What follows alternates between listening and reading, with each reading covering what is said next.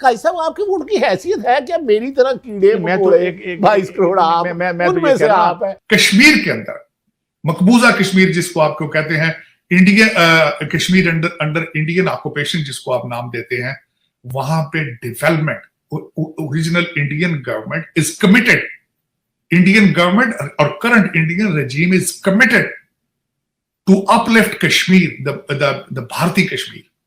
और उसका सबसे बड़ा नुकसान आपको यह होगा जब आपके कश्मीरी वहां देखेंगे दूध की नहरें, तो फिर आप क्या करेंगे।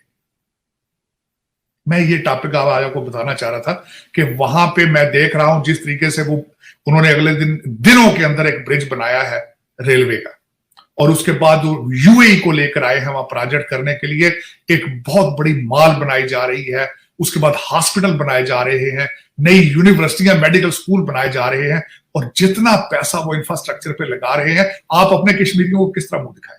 दुनिया से बेखबर रहे हैं, लेकिन अब मेरा ख्याल से जागने का वो तक है कि बाकी दुनिया में क्या हो रहा है। और मेरा ख्याल से जब तक हम जरा जागेंगे, लोग पूछेंगे ना कि क्या हो रहा था पाकिस्तान में, हम कहेंगे अच्छा अभी तो पता ही नहीं, तो उस वक्त तक तय हो चुके होंगे ना सारे मामला, कौन किधर है कौन किधर है, फिर हम जाएंगे आराम से कहेंगे अच्छा ओहो अच्छा ऐसे हुआ था, अब हम ऐसे करते हैं, अब हम ऐसे करते हैं। तो और आटे की लाइनों में लोग मर रहे हैं, शर्म से डूब के मर जाना चाहिए, हमें शर्म से डूब के मर जाना चाहिए। शर्म से डूब के तो वो मरता ना, शर्म बाजार में बिकती नहीं, आबादी कंट्रोल नहीं हो रही, 90% लोग 2 वक्त की रोटी नहीं खा रहे, वो तो मौत के असबाब पैदा कर रहे हैं। ऐसी हुकूमत की तारीफ करे।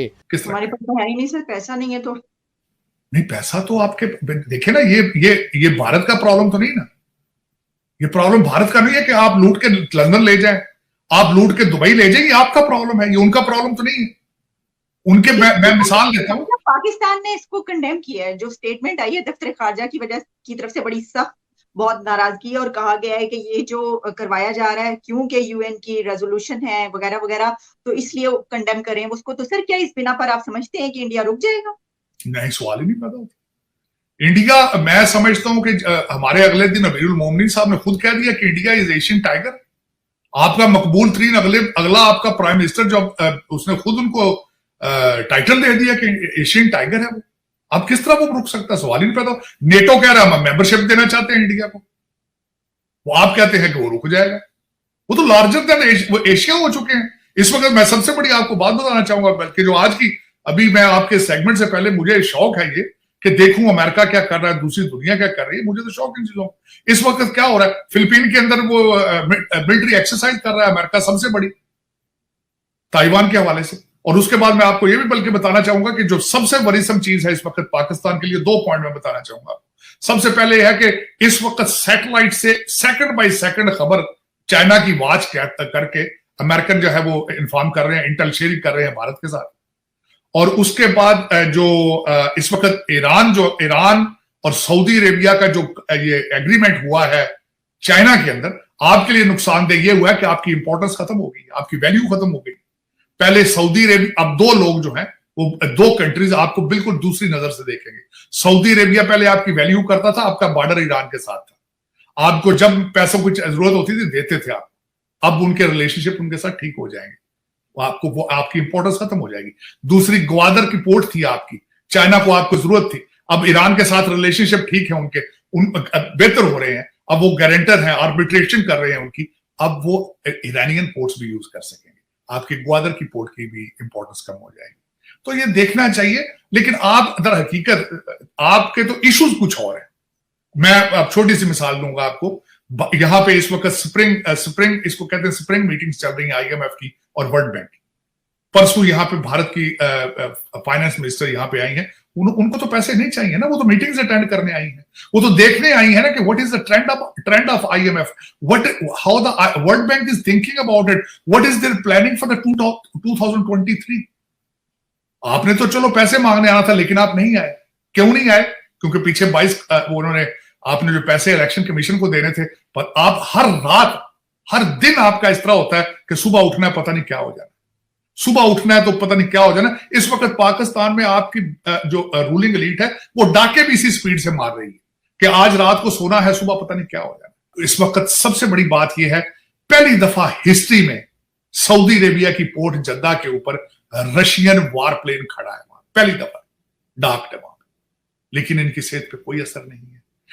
उसके बाद बशरुल असाद, जिसके बारे में ये सीरिया का जो हेड है, उसके बारे में ये मुसलसल ये इनका ये कहते थे हमने उसको टापल करना है, वो सऊदी अरेबिया चला गया है, उसको अरब लीग की इनविटेशन आ चुकी है, लेकिन इनके को माथे में बले इनका एजेंडा क्या है मैं वो भी बता देता हूं कि अपने रिपब्लिकन अमेरिका के अंदर जो रिपब्लिकन है उनको किस तरह केजीबी स्टाइल पकड़ना है।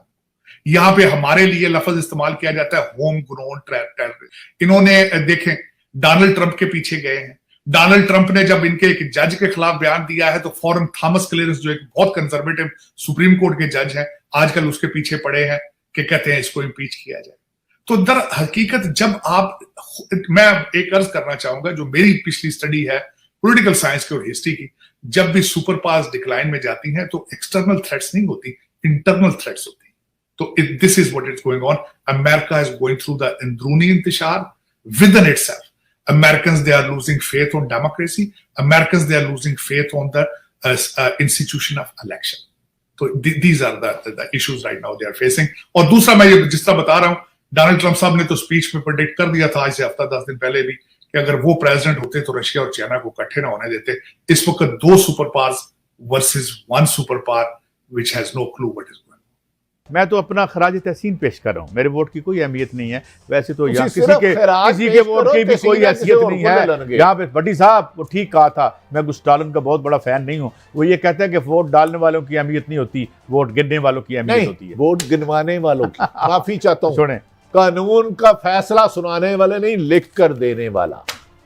साहब तो हर चीज मैंने का कल रिक्वेस्ट की थी बिलावल भुट्टो साहब से, आप मेरे लीडर हैं, हमारी लीडर की फर्जंद अर्जमंद भी हैं, आप ये हमारे अपने काउंटर पार्ट तुर्की से पूछें कि चलें हमें तो टीका लग गया, हमारे टिकट वगैरह, ये क्यों पाकिस्तानी सिटीज़न जो है वो ट्रांजिट पे भी पाँव नहीं रख सकता वहाँ पे, ये हमें पूछ के बताएं और अपनी अवाम को कहें कि खुदारा अब क्या ये कुछ सिलसिला शुरू होने लगा है, हमारे पर खुदा न खास्ता कुछ सेंक्शन है या ये उन्होंने अपने तौर पर इंडिविजुअली किया है। It is your duty and job, the state page you for your job, and ये आपकी जॉब है कि हमें बताएं कि हम जो है बाहर हमारी हम टिकट लेके जाते हैं, हम वीज़ा लेके जाते हैं, तो ये क्यों है, ये किसकी वजह? बड़ी साहब ये हमारी वजह से है, ये हमारी ये रूलिंग इशराफिया की वजह से हमारे साहब बातें तो ऐसी भी आ रही हैं, राह और सऊदी अरब की खुफिया के दरमियान कोई अहम हुआ हो गया है, पता नहीं, मैं नहीं कहता हो रहा नहीं हो रहा, लेकिन आपका हाल ये है कि आप सिर्फ और सिर्फ मौजूदा मीडिया को क्रैश करने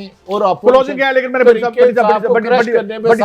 आपने मुझसे पूछा था मैं दुखी क्यों, मैं एक यहाँ प्रोग्राम बंद करने से बात कहना चाहता हूँ। लाहौर इल्म और तदरीस की आज एक बहुत बड़ी शख्सियत प्रोफेसर इशफाक सरवर जो चेयरमैन थे अंग्रेजी शुबा के, आज हमने मेरे उस्ताद थे, हमने उनकी जूती सीनियर की और कुछ सीखा जो भी हम बने, और ये कि सब कहाँ कुछ लाला गुल में नुमायाँ हो गई, खाक में क्या सूरतें होंगी कि ना होगी। और ऐसे ही तमाम जानकारियों के लिए हमारे वीडियो को लाइक करें, सब्सक्राइब करें और बेल आइकन को दबाना ना भूलें।